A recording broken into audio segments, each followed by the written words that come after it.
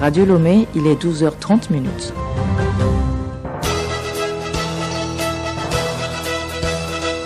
Le journal Hélène Assabi.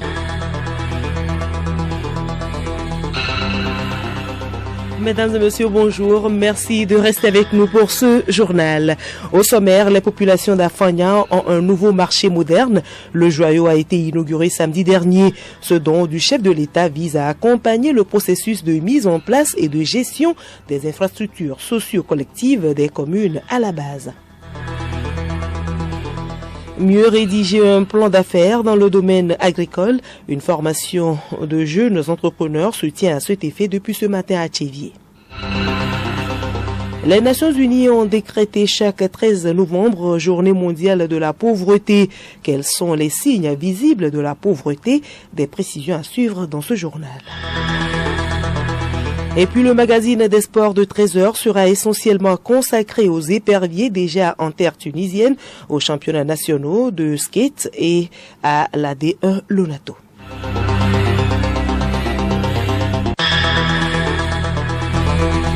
radiolomé.tg. Le nouveau marché moderne Novici d'Afognan a été inauguré samedi dernier. Les travaux de construction ont été dirigés par l'Agence nationale d'appui au développement à la base ANADEB.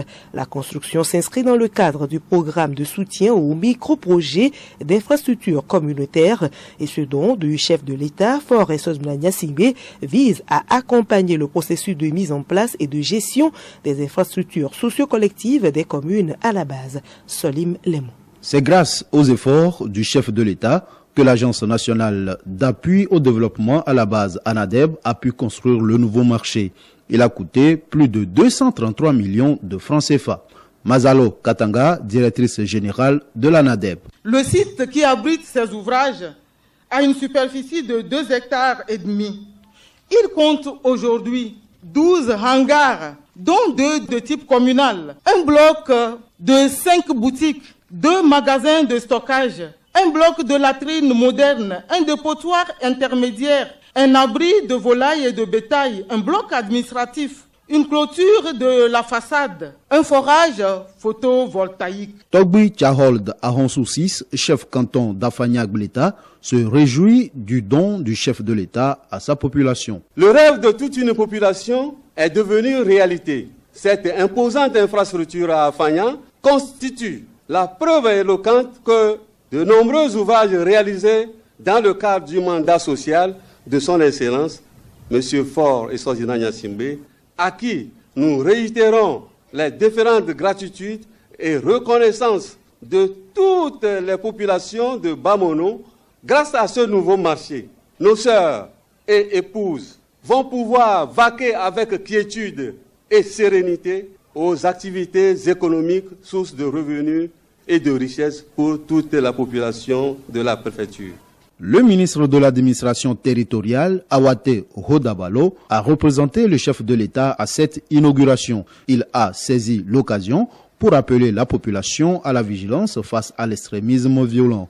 La marche du développement se poursuit à la base et en ce jour, c'est le tour d'Afanya de faire encore un pas en avant sur le volet des infrastructures socio-économiques avec ces ouvrages marchands flambant neufs dressés devant nous. Ces infrastructures viennent ainsi renforcer et consolider les efforts et acquis en matière de décentralisation, d'autant plus que la création et la gestion des marchés relèvent des compétences propres des communes. La décentralisation non seulement rapproche l'administration des administrés, mais permet également à la population, à travers les élus locaux, de gérer les affaires locales et de contribuer au développement communautaire.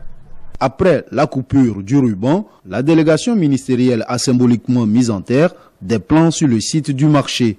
En revenant à Lomé, Awate Hodabalo et sa délégation ont constaté l'état d'avancement des travaux de construction et de réhabilitation du marché de Glidji. Et l'inauguration de ce marché va booster l'économie togolaise. Une économie qui ne peut se développer sans l'inclusion financière.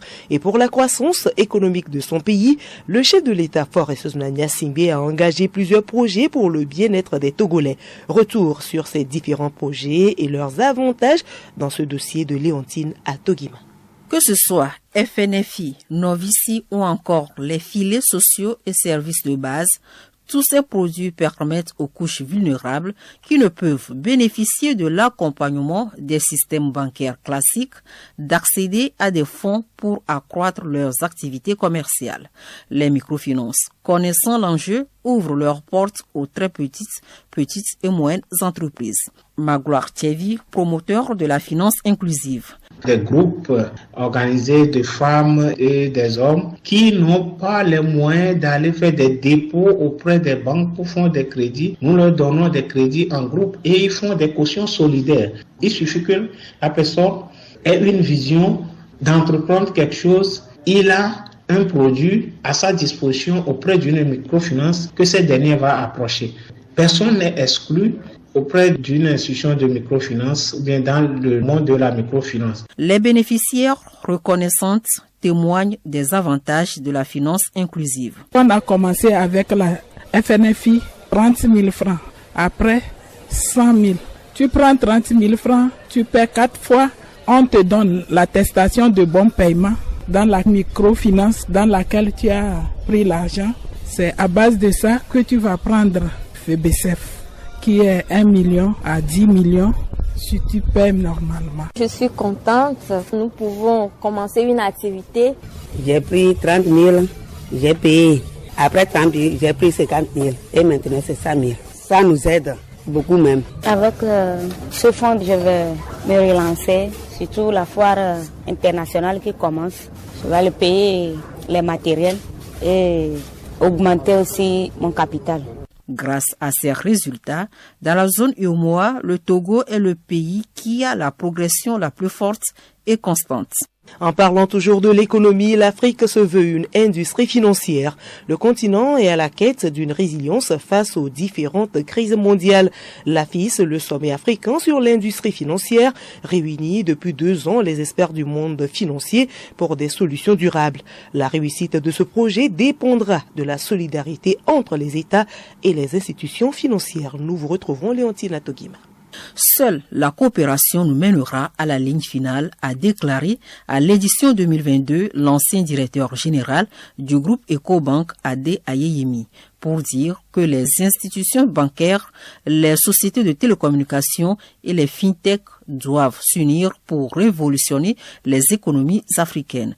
Le chef de l'État, Faure Gnassingbé, appelle à la solidarité pour un avenir meilleur de l'industrie financière africaine. Cet avenir, il faut que nous le construisions ensemble. Ensemble, nous identifierons les grands projets qui structureront le continent. Ensemble, nous attirerons les investisseurs étrangers en quête d'investissement durable et ensemble, nous saurons révolutionner le secteur de la finance africaine. La résilience de l'économie africaine passe également par le soutien des microfinances. Elles sont les plus ouvertes aux PME. Pour un partenariat public-privé réussi, ces petites banques doivent être accompagnées. L'IFC, Société financière internationale, principal partenaire de l'AFIS, y travaille. Valérie Niem. Il est important d'approfondir les relations commerciales entre les plus petites banques et les plus grosses. C'est vraiment un problème que l'on trouve dans toute la région. Nous cherchons tous les jours à augmenter la capacité de ces banques. Notre travail consiste à améliorer la diffusion de l'information au sein de toutes les banques dans ces pays d'Afrique de l'Ouest. Toutes les banques veulent améliorer la couverture du commerce extérieur. Elles doivent commencer par développer leurs activités et c'est un processus qui se fait au cours du temps. Une meilleure connaissance des marchés est nécessaire pour grandir. Donc c'est un processus que nous accompagnons du mieux possible pour que la couverture du commerce extérieur soit la plus large possible. Lomé accueille l'édition 2023 de l'AFIS les 15 et 16 novembre prochains. Des actions se poursuivent également dans le domaine agricole. Une trentaine de jeunes s'initient aux techniques de rédaction de plans d'affaires agricoles. Organisée par l'Institut technique de recherche agricole ICAT, cette rencontre vise à former les jeunes en vue de leur auto-emploi dans le secteur de l'agriculture et de l'alimentation. Pendant 5 jours, ces jeunes issus de divers horizons du pays auront l'occasion de se familiariser avec la rédaction des plans d'affaires. Dr Yao Lombo, directeur général de l'ICAT. Quand vous voulez avoir votre projet, vous devez le mettre sous forme de plan d'affaires. Et c'est ça qui vous permettra de pouvoir convaincre les bailleurs de fonds et de pouvoir avoir une idée précise de ce que vous devez faire et qu'est-ce que vous attendez de ce projet. Donc l'atelier que nous organisons à l'intention des jeunes qui ont mérité, parce qu'il y a eu un appel à soumission des projets et c'est ces jeunes qui ont présenté des bons projets que nous avons réunis pour pouvoir leur donner les outils de comment mettre leur projet sous forme de plan d'affaires pour pouvoir bénéficier des financements. Donc, lorsque ces jeunes auront acquis ces compétences, ça leur permettra de bien présenter leur projet et de pouvoir avoir la confiance des bailleurs de fonds. Et avec cette formation, ces jeunes pourront certainement sortir de la pauvreté. Justement, les pauvres sont célébrés ce 13 novembre dans le monde. Pour marquer l'événement, le Forum togolais de la société civile pour le développement FTSCD a organisé une conférence de presse samedi dernier. Elle a porté sur le thème de la rencontre était donc « Ne détourne ton visage d'aucun pauvre ». Hervé Segon. Le thème de ce rendez-vous est choisi pour amener les populations à réfléchir sur la pauvreté. Play Jacques, directeur exécutif du Forum togolais de la société civile pour le développement. Nous avons choisi ce thème pour attirer l'attention parce que nous avons constaté que cette couche de la société est mise à l'écart. Nous avons choisi cette journée pour attirer la conscience de tout un chacun de nous, pour finir ou bien réduire ou bien même pourquoi pas supprimer cette pauvreté. Pour Kaola Mazameisor, consultant du FTSCD, la pauvreté au Togo est élevée, surtout dans les zones rurales.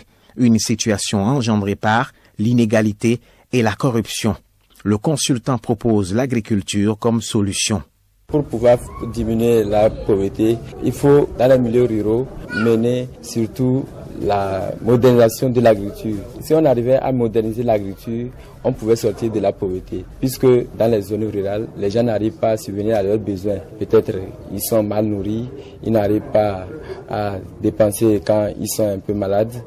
Dans les jours à venir, le forum prévoit sensibiliser les populations sur la déclaration des biens au Togo.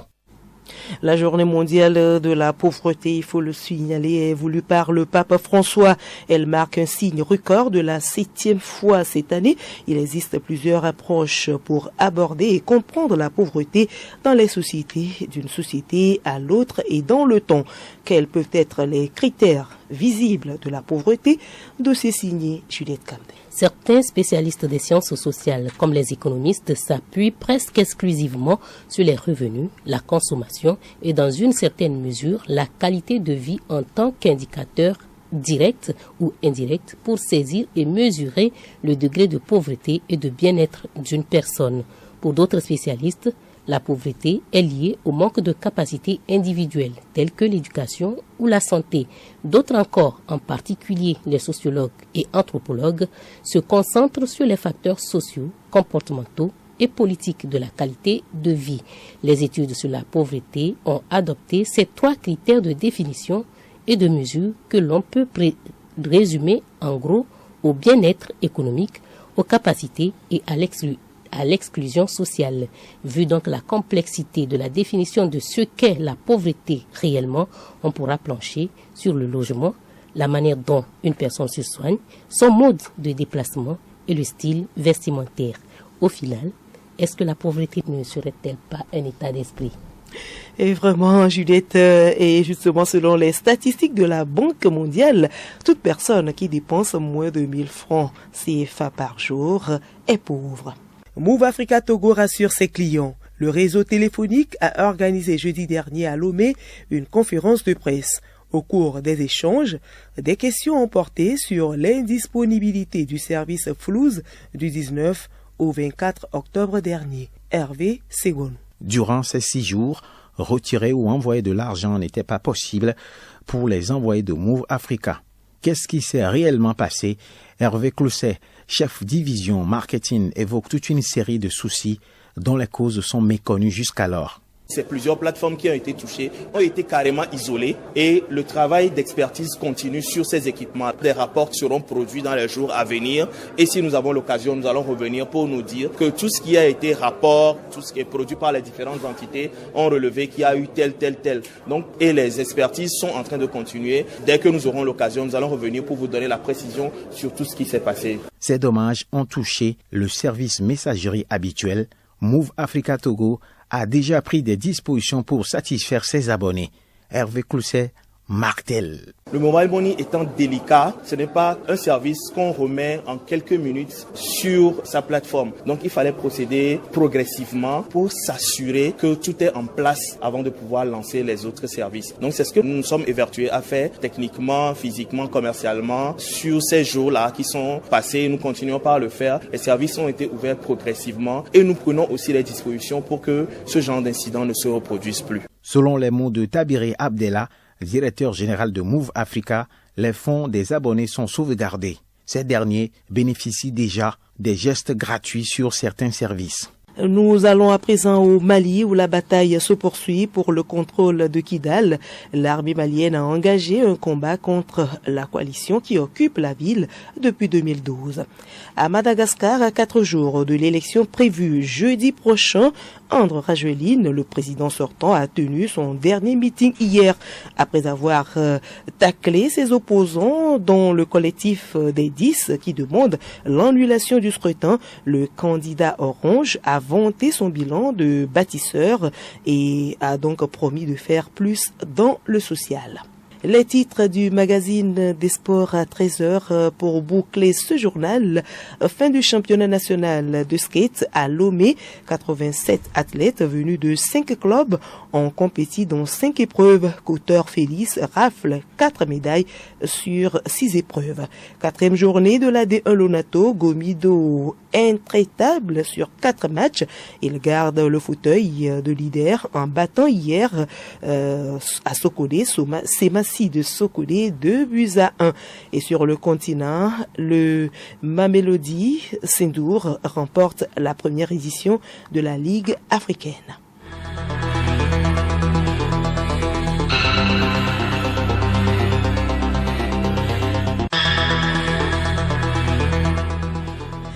Voilà, nous sommes ainsi arrivés à la fin de ce journal. Était à la console technique d'Akevin Eveme, à la réalisation Geneviève Pugnon. Mais avant de nous quitter, voici le rappel des titres. Les populations d'Afagnan ont un nouveau marché. Le joyau a été inauguré samedi dernier. Ce don du chef de l'État vise à accompagner le processus de mise en place et de gestion des infrastructures socio-collectives des communes à la base.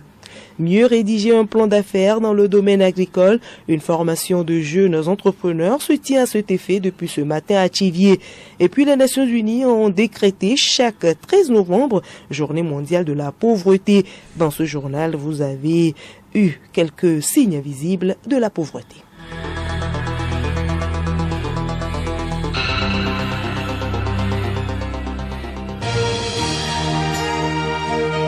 Radio Lomé, boîte postale 434, email radiolomé@radiolomé.tg. radiolomé.tg